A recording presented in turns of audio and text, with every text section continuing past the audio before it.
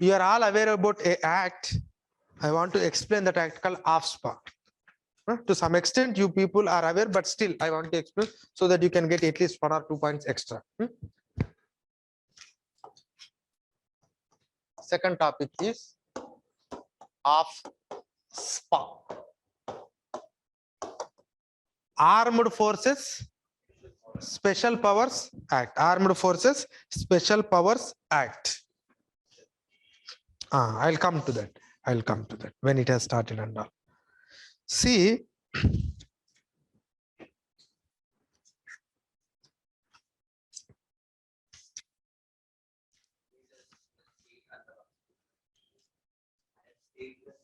so you're Manipur, no? I know. So, and I think you might aware exactly what exactly these things, and when you impose, how the things will really change. See, actually, giving extraordinary powers to the police forces, and it's not armed forces means, does it mean that Indian Army? No, paramilitary forces. First, be clear. When I say armed forces, don't think that Indian Army, Navy, Air Force will come. Paramilitary forces. When I say paramilitary forces, which ministry deals about this AFSPA then? Home Affairs.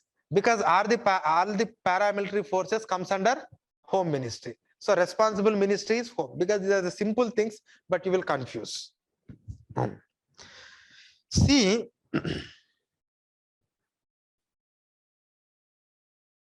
actually, this genesis of this special powers given to the armed forces has way back started during the Britishers' time. Because there must be a genesis, no? Britishers' time.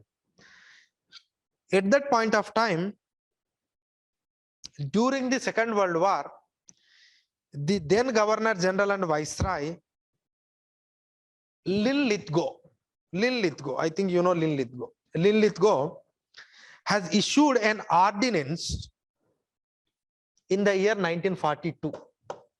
In the year 1942, Linlithgow. It is to license to kill. It is to license to kill. License to kill. Why? Because Quit India movement we have started, and there are some problems. That is the reason why war movements and Quit India movement, that is the reason they have. So that is how, and what is that license they have given? If you find anybody something disobedient, you can kill them. Such an extraordinary power. Normally, Britishers are to some extent draconian, but even sometimes they follow the law. But they have given an unlawful ordinance to kill anybody whenever it is possible in the 1942. After that, India got independence. But in India also, Government of India has promulgated some 4 ordinances to deal with these disturbance that are created because of partition. They have promulgated 4 ordinances pertaining to Bengal, ordinance pertaining to Assam, ordinance pertaining to East Punjab and Delhi, and ordinance pertaining to United Province. United Province means UP. Okay. These 4 ordinances were issued by Government of India to give extraordinary powers to the military to deal whatever that riots happened at the time of partition. But the present day of AFSPA, that means whatever we are talking today, it came in the year 1958, but I'll come to 1958 a little bit later. And you are all aware, the present day northeastern state, except Manipur and Tripura, remaining all are part of Assam. And Manipur and Tripura were princely states, and directly they have become the union territories, and later they have become the states. But remaining states like Meghalaya, Mizoram, Nagaland, Arunachal Pradesh are part of Assam. The Naga people have a different history. they themselves don't consider as part of Indians, because they are not completely ruled either by the Ahom rulers or by the Mughals or even by the Britishers. Britishers tried to annex the Naga area. At that point of time, we used to call it as Naga Hill districts of Assam. It's a part of district in Assam. Even Britishers were also tried to occupy them, but Nagas have a agreement with the Britishers that okay, we will support you, we will provide whatever the assistance, but we don't want to be part of all these things. Britishers agreed in the 1935 Act itself. In the 1935 Act, they have defined some sections, specific schedules for the excluded areas, and Naga Hill district was excluded area. That means they are not completely under the control of this British Union. After independence, all the princely states, either they joined by the force or they joined through instrument of accession. Two ways. 3 states by force, 3 princely states by force, Jammu Kashmir, Junagadh and Hyderabad, remaining all were instrument of accession. But who signed instrument of accession on behalf of Nagas? At that point of time, Naga was still part of Assam. Assam was already a state. That is why they have directly added to the Indian Union. But Naga says, no, we haven't signed anything, so we are not part. August 14, 1947, they have announced the independence. In the year 1951, before we go for the general elections, they have concluded a referendum. Well, plebiscite, not referendum, plebiscite. We don't know when they have conducted. But the result of that referendum was, 99% of the 99.9% of Naga people were voted for a separate Naga nation. We don't know when they have conducted, but they have revealed the results. So again, they are saying, no, we don't part of India. They haven't participated in the elections. But in the 1956, when there was a violence increases, Jawaharlal Nehru has sent military to the state of Nagaland, and there was a serious suppression by the Indian military in the state of Nagaland. Then, at that particular point of time, until and unless we provide some extraordinary powers to the armed forces who are presenting in the northeastern area, it's very difficult to contain these separatist sentiments. With that intention, they have brought this AFSPA. In the year 1958. And initially, when we have brought this AFSPA, that means Armed Forces Special Powers Act. This act was initially for Assam and Manipur. Initially, this is for Assam and Manipur. And there is no separate state called Nagaland. So we have extended to Assam, that means for the Naga purpose. And Manipur in 1958. See, when I say AFSPA, don't think like it is only single act you can apply wherever you want. There is no act called AFSPA. There is only an act called AFSPA Assam and Manipur. There is an act called AFSPA Punjab. There is an act called AFSPA Jammu and Kashmir. So it's not a single act. It is an act. Whenever you want to extend, you will extend only through an act of parliament. It is not something like I will frame a law wherever I can use, whether it is in Trivandrum or whether it is in Kollam. You can't use it. You have to make a separate law. Because this, especially law and order, is under the state subject. Law and order is state subject. When you want to make any law under this law and order, simply you cannot do with a particular legislation and you can extend it wherever you want. You cannot do that. Constitution has not permitted. You need an approval of the parliament. That is the reason why you have a different AFSPAs for different regions. Clear? Why I am saying is, you will understand it later. But initially in the 1958, when we have brought this AFSPA, it is only for Assam and Manipur. Later, the Assam has divided into different states. Just now I have said Nagaland, Mizoram, Arunachal Pradesh. Later, we go on extending the AFSPAs to the different states also. Meghalaya we have extended, Arunachal Pradesh we have extended, Mizoram we have extended, Nagaland we have extended. That is how extension came. And we have even extended to Punjab and Chandigarh in the year 1983. So there was an AFSPA Act of Punjab and Chandigarh in 1983. And we have extended this AFSPA to Jammu and Kashmir in the 1990, because when there was a resurgence of this terrorist activities has started in 1990. I don't know you people are aware about that history. Up to 1940s, 1987 and 1987 to 1990, it was fine, Jammu and Kashmir actually. The real, the insurgency, terrorism, or the proxy war we call, it was started from 1990. And it was the years where Kashmiri Pandits were completely fled to Delhi and all. I think you must be aware about that history. But anyhow, in the year 1990, this AFSPA is also extended to Jammu and Kashmir. Jammu and Kashmir is again same. Now it is also applying, but Chandigarh and Punjab, they have removed it, repealed it.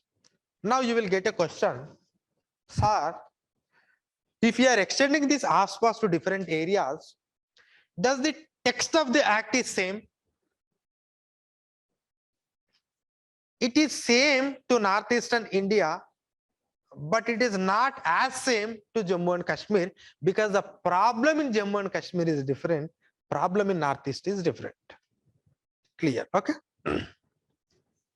You no need to write text and all, but for your understanding, because once you get a full clarity, then you can remember it easily. The text is different. Now, okay. What you will do under this AFSPA? What you will do under this AFSPA? I'm not getting into the history why this tribal sectarianism and all. These are all you people might aware. I'm only confining to AFSPA. So what you will do this? What you will do under this AFSPA? You will do two things. Two things. One thing you have to do. Second thing automatically comes into effect. What are the things? First one, you need to declare any area as disturbed area. Disturbed area. One thing you need to do is you need to declare any area as disturbed area. Once you declare it as a disturbed area, then automatically the armed forces can Union Home Ministry send armed forces to that area. I'll come to that. Don't do it. I'll step by step I'm coming. So first one is disturbed area. Second one is armed forces. This is the two impacts that you are going to come with AFSPA. Now, what is this disturbed area, and who are going to declare it as a disturbed area? First of all, I want to give another information to you. Disturbed area can be declared in two ways. In two ways you can declare any area as disturbed area. One is under AFSPA you can declare a disturbed area. Second one is under Disturbed Areas Act is there, Union Act. It can be extended to the states also. Whichever state they want to extend, they can extend, but they need an assent of President of India because it is a Union Act. You know that when Union already made a legislation, if state want to make a different legislation, then it must need a permission from the President of India. But there are two acts called AFSPA and Disturbed Areas Act. In both the cases, one can declare as any area as disturbed area. They can declare entire state as disturbed area. They can declare only part of the state as a disturbed area. But the difference between these two is, state will legislate who has to declare disturbed area under this according to their own state legislation. And state government declare an area as disturbed area as here. State government in the sense state cabinet passes a resolution and governor will issue governor will issue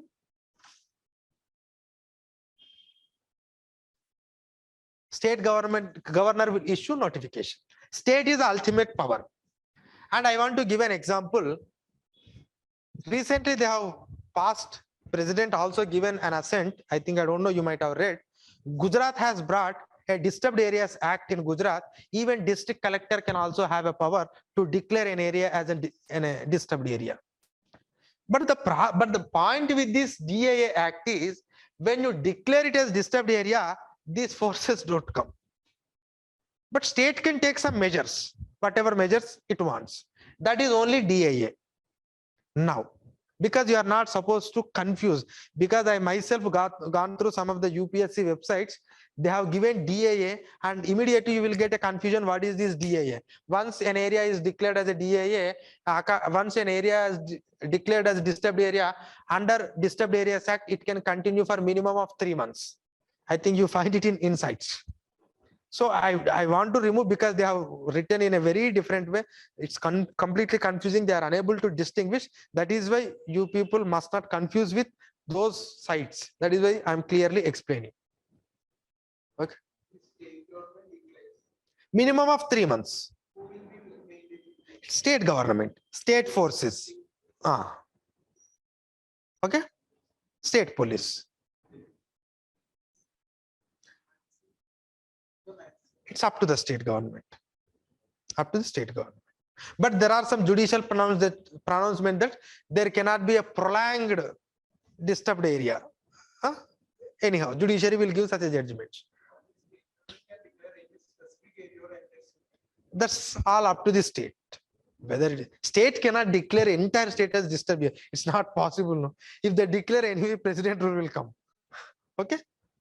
Practically also you think. Technically they can do, but practically president rule comes. Okay. So this is about DA in the state. Now I'll come to our AFSPA. Now under AFSPA, actually who will declare an area as disturbed area? Two people authorized to do. One is governor. Second one is Home Ministry, Union Home Ministry. So first one is governor, second one is Union Home Minister. We can call it central government. Central government are empowered to declare either full state or any part of the state as a disturbed area. As a disturbed area. See, now I'll ask a question. What is the criteria to decide a particular area as a disturbed area? Disturbed area. Again, you must not confuse. Have you read any definition anywhere which area is declared as a disturbed area? You haven't read. I think you are not going through the sources properly. Okay. So again, definition under DA Act is different. Definition under AFSPA is different. Again, definition under AFSPA in Jammu and Kashmir is different. No need to write, but for your understanding, I'm telling. I'll just read for your convenience. The definition under DAA Act is, in any area within a state, extensive disturbance of the public peace and tranquility by reason of difference or dispute between members of different religion, racial language, or regional or caste or communities. That means if the peace and tranquility of a place disturbs because of this disputes among the different region, race, language, caste, community comes, then state can declare as a disturbed area. But this is not a criteria for AFSPA. I'll read AFSPA. What was the criteria? In relation to any state or union territory to which this act extends, the governor of the state or administration of the UT, if it is UT, Union Territory, administrator also can do that, or the central government. So governor or administrator of UT or central government, in either case, is of opinion that whole or any part of such a state or UT, whole or any part of such state or UT, as the case may be, is in such a disturbed or dangerous condition, that the use of armed forces in aid of the civil power is necessary. That means either the governor or the administrator of the UT or the central government must have an opinion. What is that opinion? This area is in danger. Why it is in danger? It is in danger to such an extent that military forces or the armed forces assistance is necessary to the civil forces. If they have that opinion, simply they can declare any area as disturbed area. The definition not workable here. Okay. Now I'll read the definition for Jammu and Kashmir. Just to remove your confusion, not more than that. And I don't know whether you know all these things or not, but I want to remove because AFSPA is in our debate. See, governor of a state and the central government are empowered to declare any part or full part of any state as a disturbed area if according to their opinion that it has become necessary to disrupt the terrorist activities. It is necessary to disrupt the terrorist activities or any such activity that might impinge on the sovereignty and integrity of the India and cause insult to the national flag, anthem and Indian constitution. This was there in J&K. So, but whatever it may be, you understood what is the meaning of disturbed area under these three things. Now, for your convenience, I am removing this DDA because you will confuse, because I have removed that confusion. Now, because tomorrow you are not supposed to ask me, sir, this saying like DAA, so what is this Disturbed Area Act? And this is also said, no, don't bring that, that's a different thing. Now, under AFSPA, okay, disturbed area. What is disturbed area? Who can declare it as a disturbed area? Is there any minimum period for this disturbed area? No. Is there any maximum period for this disturbed area? No. It is completely union government. But Supreme Court has given various judgments that it cannot be continued for a prolonged period. But normally they will give it for 6 months, sometimes 1 year. Who can do? Governor can do, Home Ministry can do. And here, can a governor declare on its own? No. Governor cannot declare on its own. Governor has to obey the decision of the state government. But can union have an overriding power over the state government decision as far as AFSPA is concerned? Yes. Yes.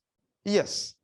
So if state don't want AFSPA, union can place it. Union is having an overriding power on the state power as far as imposition of AFSPA is concerned. Is it clear? Next. Okay.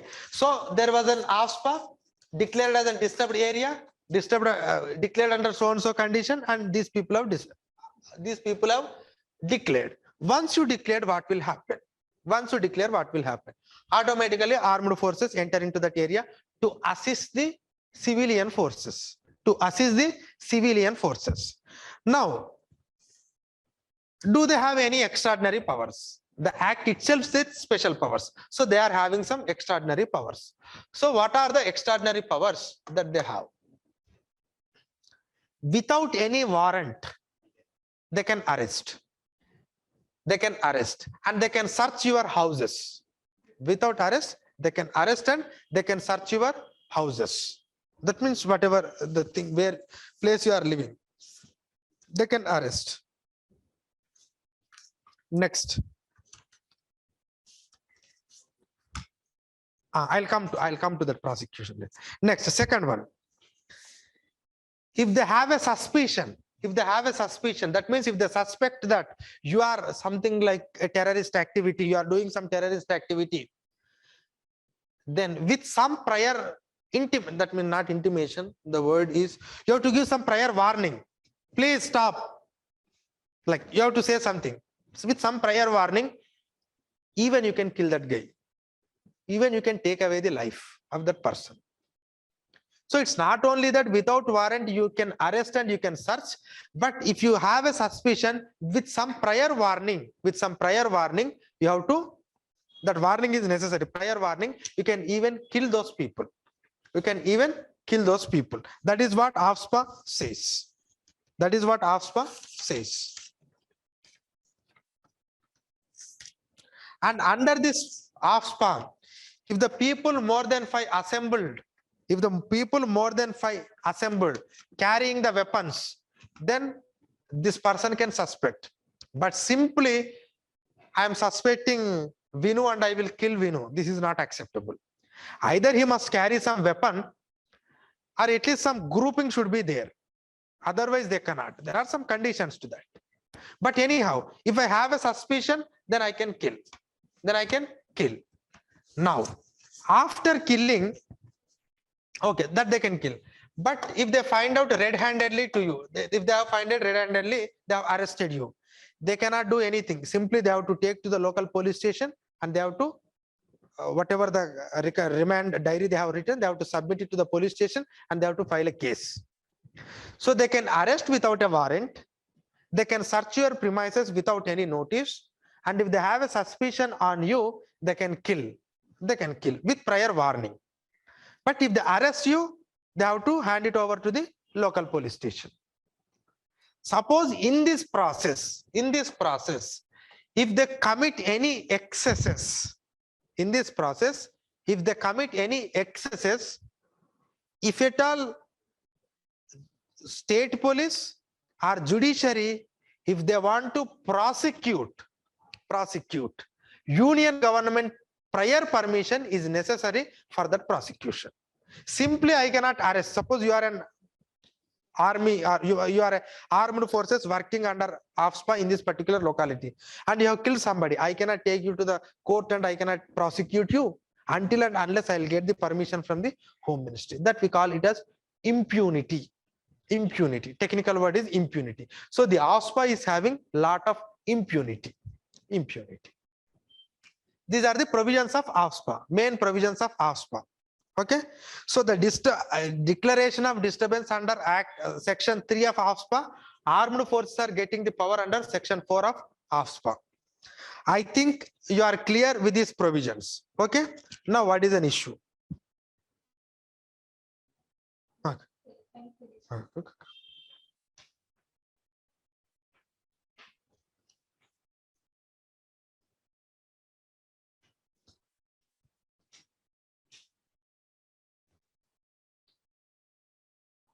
But in the year 1997, Supreme Court said, Supreme Court said that AFSPA does not confer arbitrary power to declare an area as a disturbed area and limited time period and periodical review. Anyway, Supreme Court will give the judgments. We don't follow it. But for your convenience, if you want to write any point to oppose the AFSPA, just quote 1997 judgment. They never said like you need to repeal AFSPA, but you have to be very careful while using the AFSPA 1997 judgment. Are you clear for online students? Are you able to understand what I'm trying to say? Yes, sir. So now a review. Review means, because definitely you are going to get a question if I am not wrong. AFSPA is important. Review. See, when I say review, don't write all your own opinions. Try to write opinions of an experts. In the year 2004,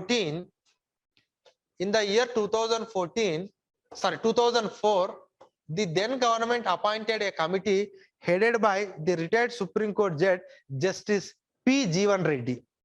Justice P. Jeevan Reddy. Justice P. Jeevan Reddy. Justice P. Jeevan Reddy committee. This committee has recommended to repeal the AFSPA, completely. But if you want to protect the security or integrity or sovereignty of the country, and if you want to really tackle the terrorist activities, please strengthen the UPA. Please strengthen the UPA. because there is an already act called Unlawful Activities Prevention Act. And under this Unlawful Activities Prevention Act, an unlawful assembly is also a crime. They can arrest you under this.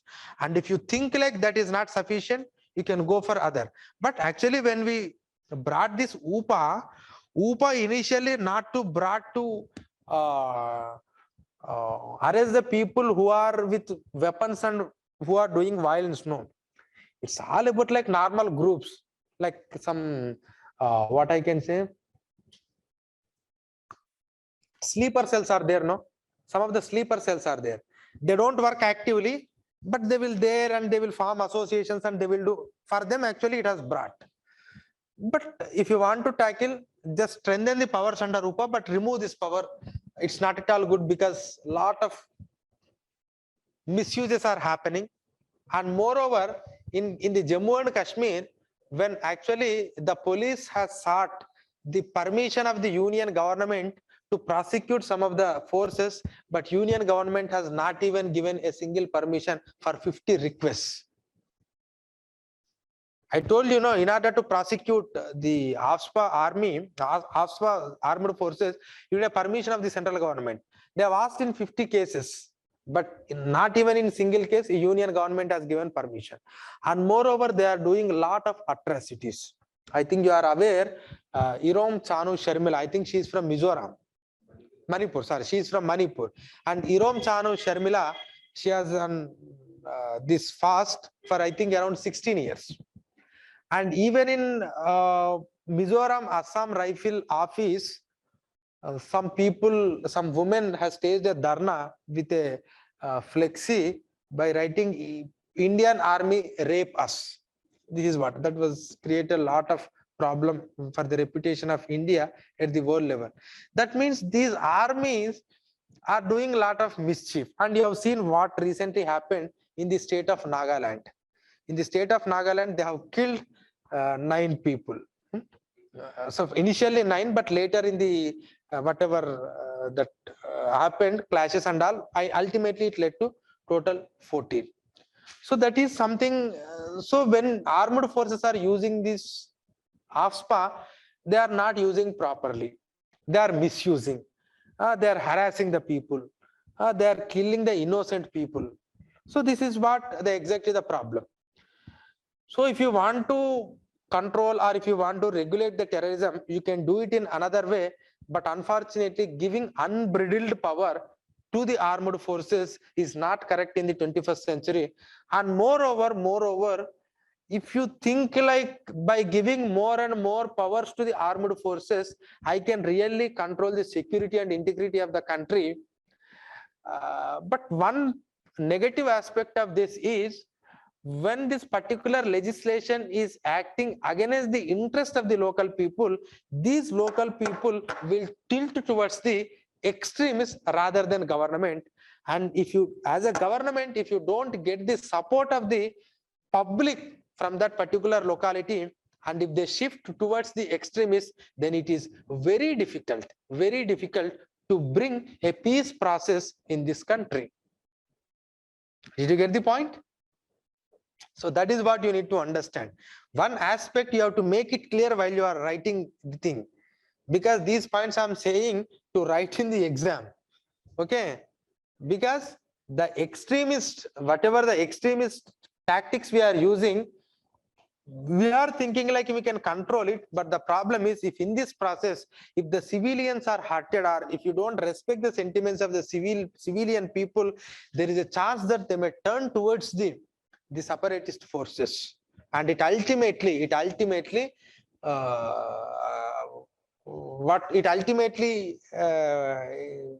nullifies the peace process that you are doing. So that is one careful. We are not against the AFSPA, we are only against the misuse of AFSPA. Be careful. Try to use in a very limited manner. If you think that it's not possible, just try to repeal and try to strengthen to another act, whatever the thing. But Justice P. Jeevan Reddy, you need to quote it. Jeevan Reddy Committee. Next, one more committee has also given recommendation. I'll tell you the name.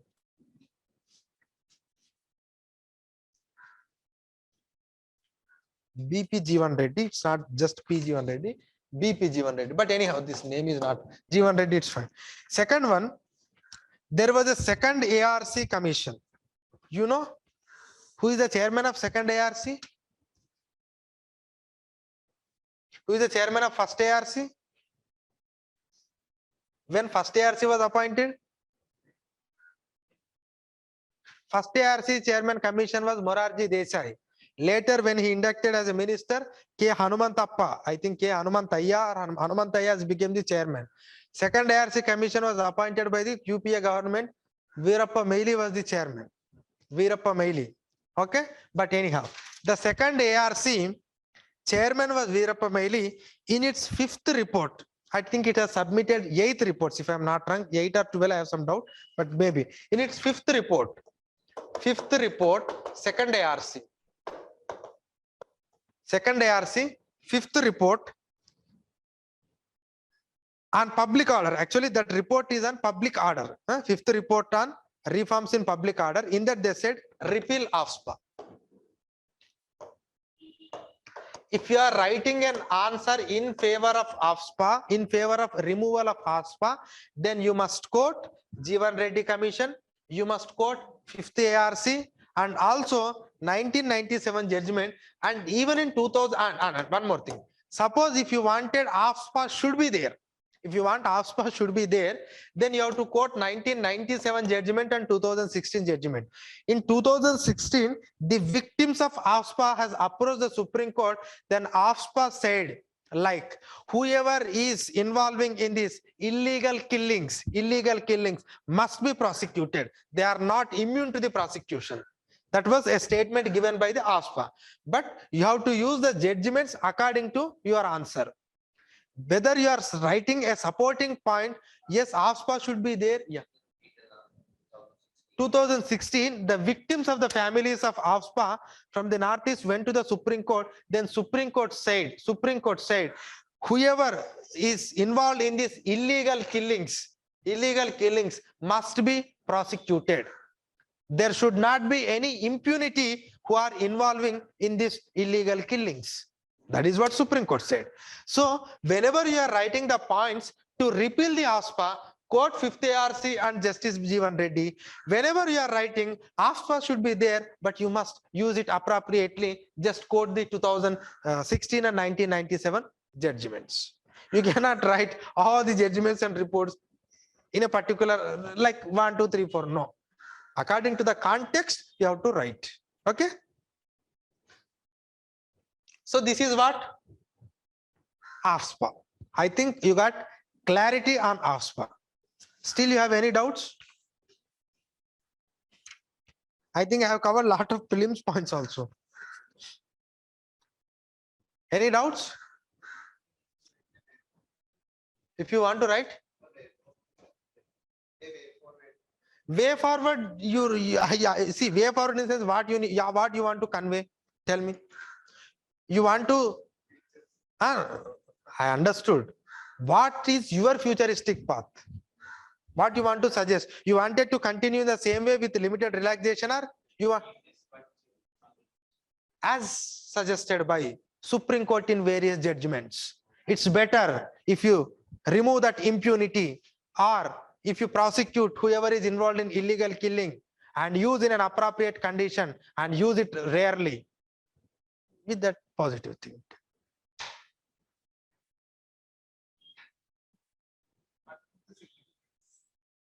Why AFSPA is necessary? Tell me. Why? What is the significance of AFSPA?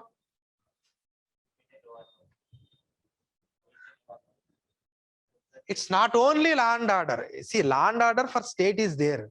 It's not just around law and order. It's to contain the separatist activities in the northeastern state, and also to reduce the deterioration of public order. Don't use law and order under state, public order you can use it. Public order means excavated law and order. So the law and order with high intensity called public order. Contain the separatist forces, protect the sovereignty, reduce the public, the whatever the deterioration of public order, bring peace and tranquility, reduce containing terrorist activities in the state like Jammu and Kashmir. This is the significance. Okay. Amrita IAS Academy.